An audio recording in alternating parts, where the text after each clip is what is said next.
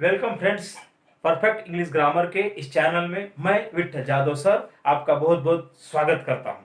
तो आइए दोस्तों, आज हम सिंपल प्रेजेंट टेंस यानी कि इंडेफिनिट प्रेजेंट टेंस इस काल के अंतर्गत सी अफर्मेटिव क्वेश्चंस यानी कि नकारात्मक प्रश्न, इसके अंतर्गत एक्टिव वॉइस का पैसिव वॉइस कैसे करना है ये आज हम सीखने वाले हैं। मैं आपको ये बताना चाहूंगा कि इसके पहले हमने 2 वीडियो बनाए हैं, उसमें पार्ट 1 और पार्ट 2 और आज का पार्ट 3 है।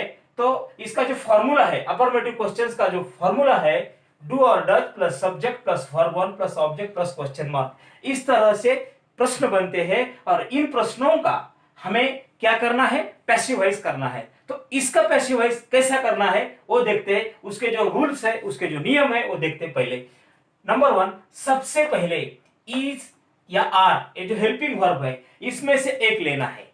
सबसे पहले अगर कर्म यानी कि ऑब्जेक्ट एक्टिव वॉइस के वाक्य का अगर कर्म ऑब्जेक्ट एक वचन है तो उसके लिए इज लेना जरूरी है, और अगर कर्म यानी कि एक्टिव वॉइस के वाक्य का ऑब्जेक्ट अगर बहुवचन है, कर्म ऑब्जेक्ट बहुवचन है तो आर लेना जरूरी है, आर हेल्पिंग वर्ब लेना जरूरी है।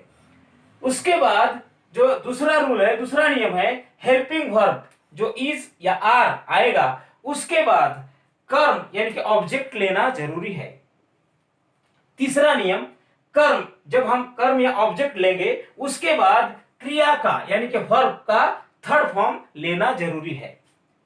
चौथा, क्रिया के थर्ड फॉर्म के बाद जब हम क्रिया का थर्ड फॉर्म लेंगे, वर्ब का तीसरा रूप लेंगे, तो उसके बाद बाय, ये जो प्रीपोजिशन है इसको लेना जरूरी है।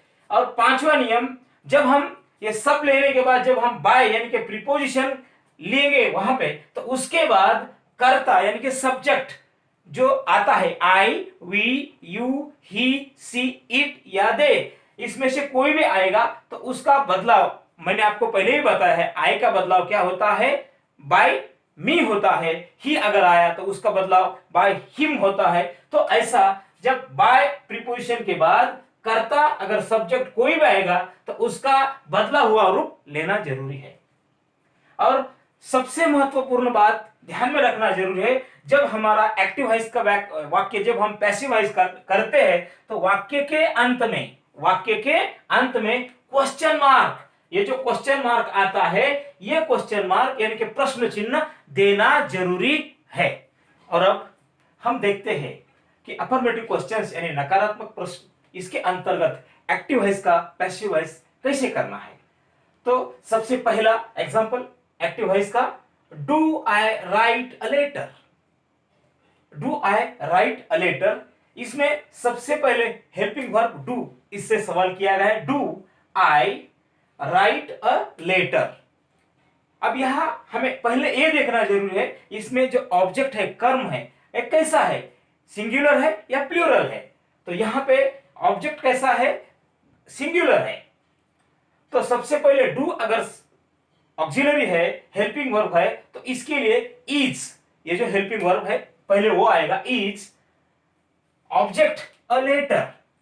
मैंने आपको पहले ही नियमों के बारे में बताया है। इज अ लेटर, ये जो क्रिया है राइट, इसका third form written, is a letter written, और उसके बाद preposition by, is a letter written by, और जो आई है सब्जेक्ट उसका बदला हुआ रूप me, is a letter written by me. और सबसे पूरा होने के बाद, वाक्य पूरा होने के बाद ये जो प्रश्न चिन्ह है क्वेश्चन मार्क वो लेना जरूरी है। एक्टिव वॉइस का दूसरा example, do you sing a song. Do you sing a song. अब यहां भी ये जो हमारा ऑब्जेक्ट है, कर्म है, वो सिंगुलर है, तो डू है इसलिए इज अ सॉन्ग। हमने इज क्यों लिया, क्योंकि यहां पे सॉन्ग, ये जो हमारा ऑब्जेक्ट है ये सिंगुलर है, इसलिए इज अ सॉन्ग। क्रिया सिंग, इसका थर्ड फॉर्म संग, सिंग का third form sung, is a song sung, और preposition by, is a song sung by. जो यू है, यू का बदलाव कोई नहीं, यू का यू ही रहेगा, और उसके आखिर में, वाक्य के अंत में जो क्वेश्चन मार्क है वो बहुत जरूरी है, question mark.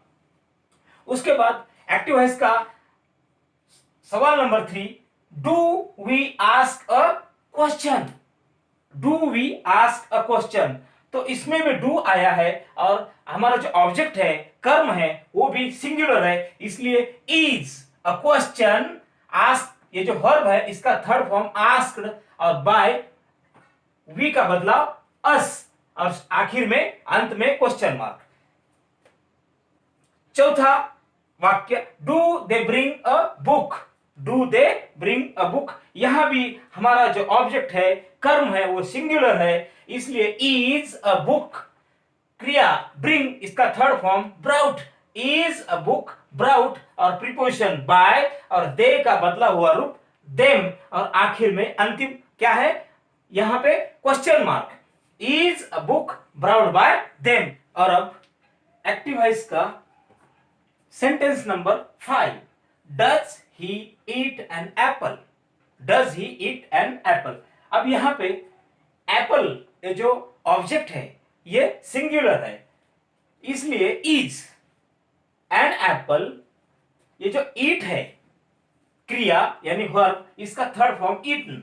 Is an apple eaten by ये जो प्रीपोजिशन और उसके बाद ही का बदला हुआ रूप him. Is an apple eaten by him a question mark. Sentence number 6, does she ring the bell. Does she ring the bell, the bell ये जो ऑब्जेक्ट है बेल, ये अभी सिंगुलर है, इसलिए इज द बेल, ये जो रिंग है क्रिया, इसका third form rung. Is the bell rung, preposition by, is the bell rung by she का बदला हुआ रूप हर और आखिर में question mark. Is the bell rung by her. Active है इसका sentence number 7, does Rohan throw stones. अब यहां पे थोड़ा बदलाव आया है, कहां ऑब्जेक्ट में। ऑब्जेक्ट कैसा है, अब तक हमने सिंगुलर देखा, अब प्लूरल फॉर्म में है, कौन सा स्टोन्स। स्टोन का सिंगुलर यानी कि बहुवचन स्टोन्स। स्टोन्स इसलिए यहां पे आर, ये जो हेल्पिंग वर्ब है बहुवचन के लिए आर स्टोन्स। और जो थ्रो है वर्ब, इसका third form thrown. Are stones thrown और बाय रोहन और क्वेश्चन मार्क।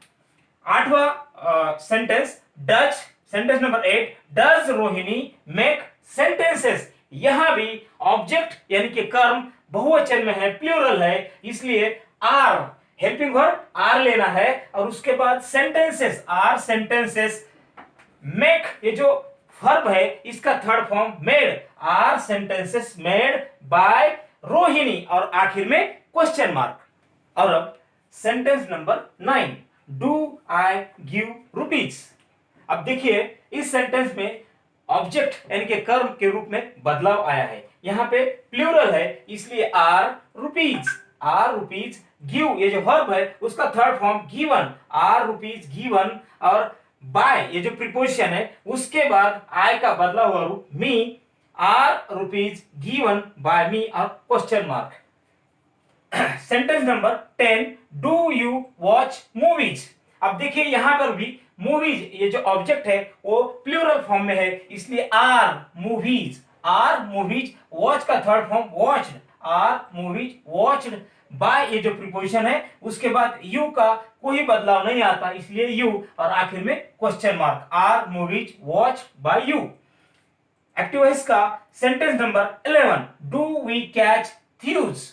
यहां पर भी ऑब्जेक्ट यानी कि कर्म बहुवचन है, इसलिए are thieves. Are thieves, catch ये जो वर्ब है इसका third form caught. Are thieves caught by we का बदलाव अस और आखिर में question mark. Are thieves caught by us. और एक्टिव है इसका sentence number 12, do they spend rupees. यहां पर भी ऑब्जेक्ट यानी कि कर्म बहुवचन है, इसलिए आर रुपीज स्पेंड ये जो वर्ब है इसका third form spend. Are rupees spend by they का बदला हुआ रूप them. Are rupees spend by them और आखिर में क्वेश्चन मार्क। इस तरह ये हमने एक्टिव वॉइस का पैसिव वॉइस बनाया। आपने ये वीडियो देखा इसलिए मैं आपका बहुत बहुत धन्यवाद मानता हूं। Thank you.